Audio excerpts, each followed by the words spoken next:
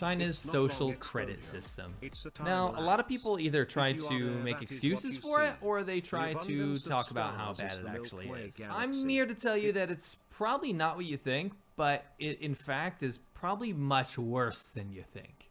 Everyone likes to make this comparison of China's social credit system to the episode of Black Mirror, where the woman is basically in a dystopian future where everyone has this app and they're basically rated on their popularity, whether people like them, and they're rated out of 5 stars and they're segregated as such. So, for example, car rental companies won't rent to people below a certain score. People will judge you for being below a certain threshold, not invite you to events. Companies might reject you from jobs. But anyway, all of this is based on the ability of everybody else being able to rate each other. So it's not really the same as China's social credit system in that in China, nobody is rating each other. Another misconception I'd like to get out of the way first is comparing it to the credit system, the credit score system of the US. So think of things like FICO. Most of you are probably familiar with a financial credit score that rates your financial trustworthiness. It's intended to give creditors an indication of risk and how likely you are to pay your... My credit score is actually, it's GG. Yeah, guys, I made a mistake when I first moved to LA. I went to the hospital. And, holy fucking shit, look at the spin! The streamer has discovered the Earth. I gave him all my info, okay? I gave him all my information. And I thought it was like in Canada where they just kind of charge you or things happen and you don't have to do anything, right? But I forgot I had to pay the bill, motherfucker. I forgot I had to pay the bill. So fast forward after going to the hospital in LA, 2 years later, now I go to buy, I'm in a new house, right? And then I go to buy blinds. And they're like, oh man, it's like 3,000 for like this, that. I'm like, oh, okay, yeah, man. I mean, you could just, sure, I'm buying it. And he's like, okay, I'll run into the credit thing. And then they're like, oh man, you didn't pass the credit. I'm like, huh? What do you mean? They're like $3,000 blinds, man. I could afford it. It's like, yeah, but you didn't pass the credit, so we have to do it otherwise. I'm like, how the fuck did I not pass my credit for fucking blinds, dude? And apparently my credit score is tanked because I forgot to pay the hospital bill, dude. I didn't know how to fix that. Repay your loan commitments. However, outside of transactions, a bad credit score does not prevent you from seeing your family or enrolling your kids in public school. In China, an individual's finances, social media activities, credit history, health records, online purchases, tax payments, legal matters, and people you associate with, in addition to images gathered from China's 200 million surveillance cameras and facial recognition software. By the way, do the math. That is 1 surveillance camera for every 7 citizens. So what I want to talk to you today about is how actually your social credit score is rated, what it means for you, how you gain and lose points, and how the kind of tier system, the caste system that they've created actually affects people in China. A huge shout out to Jordan Harbinger podcast. I was recently a guest with Winston over on his podcast, and it was super what if you fun. wear a mask? And seriously, before the episode on me and Winston comes out on the podcast, before that's publicly released, go check out his other stuff because he's interviewed some of the most fascinating people I've ever seen, and I love his interview approach. In China for over. So it's super interesting. As you guys probably know, I lived in China for over 10 years, and the first place that China tried to roll this out, or at least test, was in northern China, in the province of Shandong, in this city called Rongcheng. And Rongcheng is actually a place I've spent a bunch of time in. I've actually thoroughly researched the area, but I also... guys, I'm not making assumptions, okay? I just don't know how, let's say, I'm trying to not a bad word. I don't know how culturally diversified in percentages is China. I feel like what? A lot? Is it actually? Very? Okay. Filmed with my friend an entire part of our documentary, Conquering Northern China, in this area. And we filmed it right before they rolled out the social credit system. Thankfully, we've kept in contact with people from there, and we've been able to talk to them about how it's affected their lives. Now, I gotta preface this first by saying Rongcheng, I just feel like if you were to put this in like America, dude, it'd be so like, you spawn here with this, you lost. like it's like in your area it's impossible of to climb. Shandong province. It's always been a just GG. sweetheart like to the government. So they got the sweetheart spawn in status your of the GG. government. When we were there, we rode our motorcycles throughout most of this area of the province, and we saw it was being used to test out these wide boulevards, model farms, wind projects, preserve tourist villages, very clean and organized. Just like cattle. Fishing methods and things like this. It was kind of mind-blowing to see this Potemkin Village-esque, almost North Korea-esque level of fakeness being put on, because it was almost like this poster like, child of China was used for its propaganda. City Builder, whatever the game. The system was being rolled out through the country. What's but the game? Rongcheng is like fully documented, and I actually found the Chinese documents used to build the social credit system. So no more bullshit about the Matrix and like looking at people with big data. And Yeah, like, oh, this is like the game City Skylines. It's like, oh, housing here, fishing here, this there. Okay. And blah blah blah blah. Hey. I Go actually there, found do the that. framework and the documents used by the Chinese government to roll out their social That's what it credit looks system. like. So keep in mind, this is how the social credit system is being experimented with, and then eventually how it was rolled out to other areas. So this is in its purest form. The government basically divvied out 1,000 points to its citizens, and they're kept by local Communist Party officials. This is their baseline. So you can either go above 1,000 or you can go below 1,000. But basically, before we talk about what gives and takes away points, I want to tell you guys how their tier system works. So it's very ironic that in China, a communist country, people are rated based on their credit worthiness, right? So they have this tier system, a caste system, basically, that puts AAA. people really high up or really low. The highest tier is called AAA. Of course, that is the best. It is called model of credit worthiness. If you have 1,050 points or higher, so this means you went above the baseline, you get some benefits, right? The second tier is called AA, or exceptional creditworthiness. This is basically the same benefits of AAA. But it's not There's as no cool, difference. though. But I'm feeling like if you are missing that extra A, if you're just a AA, I would feel super subpar to my neighbor. If he's a AAA, I'm only a AA, as but then cool, I'd though. probably throw in like an excuse related to battery size to like make myself feel better. Anyway, the next level is Cool, the man. A creditworthiness, and this one comes in 3 different flavors. You get A+, A, and A-. So this is when you're kind of hovering around, A-, what they no divvied out shot. in the beginning. These are your benefits. You get to be entered on a list to be used as a model in publicity. So you give the ability to the government to use you as a model citizen for Wait, what? publicity. Wow, awesome. Huh? To the government to be entered on a list to be used as a model in publicity. So you give the ability to the government to use you as a model citizen for publicity. Wow, awesome. You get priority in school enrollment and other social assistance. So this is scary. This is a few Chinese social programs that they actually have. You have to be an A to kind of get priority assistance for these things. And school enrollment's supposed to be completely non-competitive in terms of what schools you go to outside of your grades. So now it's changing to that if you are not a good model citizen, your Not kids don't get to competitive? go to good schools. No which is terrifying. shots. You get preferential care in employment, social assistance, and you get preference over equally qualified competitors in promotion or retention. So this is in jobs and work and things like this. And by the way, I'm not talking about some like secret speculation. These are the official documents that say this. If you're an A, you get treated as a better person. Next is relatively creditworthy.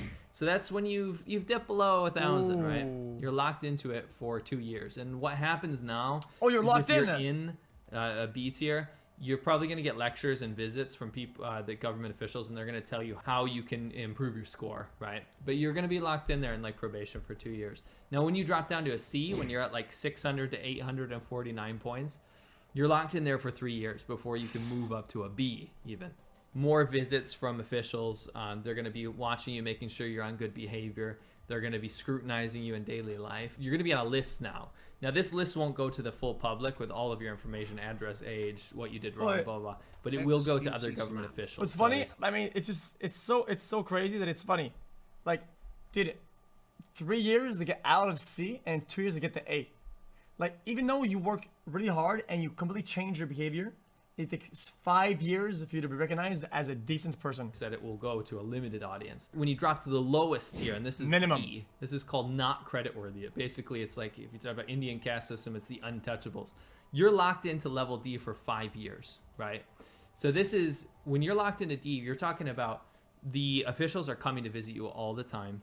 They can cancel any government funding that you have. So not just you know, temporarily suspend it. We're talking about canceling the government subsidies. You go on a blacklist, and this is public. All Ds will go public. So publicly disclosing the information on their untrustworthiness. They can revoke all of your titles. So if you had a PhD or scientific discoveries, you'll have that erased, right? You can't get a loan, and you can actually lose your job over this. So if it's tied to what happened, like what you did to be untrustworthy according to the government, they can actually completely get rid of your qualifications and actually strip away your job. So you're locked into there for 5 years. But what you have to understand is that there's all kinds of direct judgment factors. So the Chinese government actually says if you commit an intentional crime, right, this brings you to the bottom of D. It's not like some sort of sliding scale here. If you went out there and did something bad on purpose, you just straight go down to D. But let me make one thing super clear. If you are a political dissident or you speak out against the government, you're screwed either way. The Communist Party of China will just lock you up or disappear you, okay? This is not a country with a rule of law. This is more of a system to coerce and influence future behavior and to standardize it for greater and ultimate control over the population. Huh?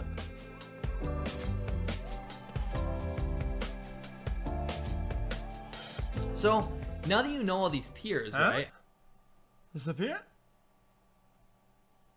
I actually wanted to break down and make it super easy on some of the ways you can gain or lose them. Now there's like 1,000 different ways you can gain or lose points. Well, I'll highlight some random ones. And what I want to do is take the average Joe. I mean, put in D for sure. No, because I'm pretty sure you can probably manipulate this. Even though you're a shitty person, if you go with what the code says and you just farm plus points and you avoid and it is minus points, you can probably just manipulate the fuck out of this shit. ZHOU. And we're going to make two of them. We're going to make Hao Joe and we're going to make Huai Joe. And Hao means good and Huai means bad. And they're both going to start with 1,000 points. And we're going to go through some of the things that they're going to do good and some of the things that they'll do bad with the same baseline and see where they end up. I'm good. If you overdraft on your credit card or your bank, minus 10 points. If you Wait, what happened? You overdraft on your credit card or your bank, minus 10 points. Oh, if you return lost money, we're talking 10,000 RMB or more, and this is probably returning lost money to the government, by the way. If you somehow come across it, that's not leading people to scams at all. That's plus to D tier, and then you disappear. Sounds a little sus. Plus 10 points. If you use WeChat, forums, blogs, or other internet technology, so just the internet, to publish and transmit negative information, that's minus 50. And that's just negative, that's negative information about the government. If you disseminate false speech, incitement, or cause trouble on WeChat groups, however, so not like person to person, that's minus 30. So sending a message, literally on social media, can knock you down minus 50. And if you do it in a WeChat group, that's minus 30. If you report illegal conduct, such as people participating in feudal superstition, so Chinese religions and things like that, unlawful construction, environmental pollution, or participation in cult organizations, that's a plus 10. That's it? So basically, if you're a rat, snitching is plus 10. You get plus 10. No thanks. If you don't accept the investigations from the officers that are trying to look into why you're breaking laws or breaking rules or you're losing social credit, if you don't allow them to come collect evidence on you, that's another minus 10. Yeah, but they probably have to verify that the person actually did it, and they probably have to go all the way through. You probably never get your 10. Let's be honest. Guys, but never mind. I don't know about the system. Love it. I love this system. Pac-Man. 20 points. If you are a part of a community, which everyone is in China, basically the community has like a Communist Party head. And if you go around and help them get information on all the people that are staying there, because keep in mind, you can't just randomly stay in a random place in China. You have to register. It's a very archaic system under Chairman Mao. It still exists. If you go around and get that information on who's currently there and then report back to the Communist Party of China, you get plus 3 points. Tax evasion. Minus 100 points. Oh. Seriously though, the entire system of China is tax evasion, and it's led by the tax officials. All right, that's just kind of how it works. If you help the community resolve a major dispute between neighbors, plus 10 points. I think that takes some pressure. No thanks. If you go into the traffic stuff, if you get like a fine between 500 and 2,000 RMB, which is really easy to do, especially if you go a tiny bit over the speed limit because of the speed cameras everywhere. What if you make a business, a side business apart from your job, and you're a neighborhood mediator, where people when have trouble, they could just call you, you show up, and then you make peace with the neighbors, plus 10, plus 10, plus 10, plus 10, plus 10, and you're just farming. China, that's 2,000 points. But also, if you get a parking ticket twice, that's minus 10 points as well. If you set off firecrackers, dance in a square, like those old women that like to do it for that, free. You know, without properly applying for a permit. Playing with a spinning top. I'm not joking. Video on stream. You're definitely blacklisted in China, lol. Huh? What? Quoting this. And using a high-pitched radio horn to produce noise, or raising animals that interfere with other people's lives. That's a minus 5. Sell the knockoff Yeezys and Gucci in the fake stores. If you've been to China, you'd know why they might want to consider a law like that. Illegally holding classes, that's minus 50 points. So if you're teaching people anything, really, it's minus 50 points. They don't want people to having underground meetings, basically. It needs to be in a CCP run or looked at school. What? If you help the cops capture criminals or provide evidence, basically ratting them out, you get plus 20 points on that one. Surprise, surprise.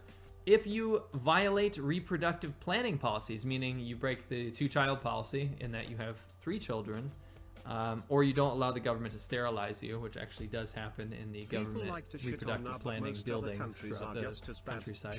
That's minus 40. So if you have an extra kid, bye-bye social credit. If you donate organs, unpaid, so you're not getting paid for them, plus 100 points. And I'm assuming... the world revolves around us. Just stop comparing, dude. You don't compare. We're just watching a video. Organs. So if you have an extra kid, bye-bye social credit. If you donate organs, unpaid, so you're not getting paid for them, plus 100 points. And I'm assuming you have to donate organs his palms are sweaty, family he's weak. Arms are heavy, this vomit on his members, because I'm pretty sure you probably shouldn't be donating organs of people you don't know or your own.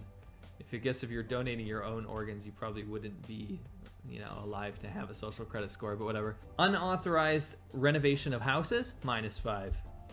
But if you receive a national level reward, plus 100 points. So I wonder if my presidential PE award counts from gym class. If you make a tombstone that's too big, like it exceeds the area and height limits, minus 100 points. And that's 100. Crazy. No land is in short supply, but that's nuts. If your kid joins the army, plus 5 points. Now this one's interesting.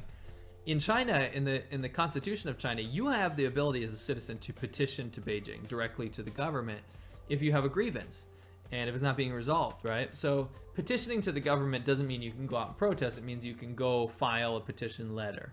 Now what happens is if you submit a petition, so here in Shandong we have Rongcheng, which is like a small city, then Weihai, which is the bigger city of its area, right? And then you have Beijing, which is the capital of China.